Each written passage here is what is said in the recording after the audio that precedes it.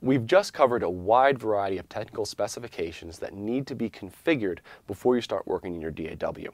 I'd like to give you kind of a rundown or a checklist of things to configure before you start working, things to just remember before you start going. First is name your file well, and I would suggest having a folder on your computer where you actually store all of your projects so that you know where things are going and they're easy to back up.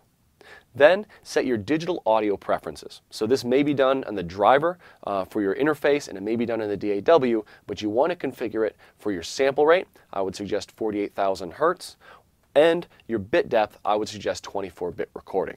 Then set the recording file type. Remember, we're using an uncompressed file type. I would suggest broadcast wave if possible, and if not, AAFF or WAV are fine.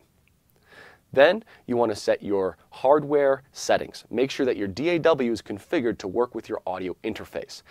The system preferences will not configure what the audio application is going to use for its in-out. So you'll have to go to the DAW's preferences to configure it to use your interface for audio in and out. And finally, set your buffer size. I would suggest starting with 128 samples per buffer, and you'll have to bring it up later when necessary.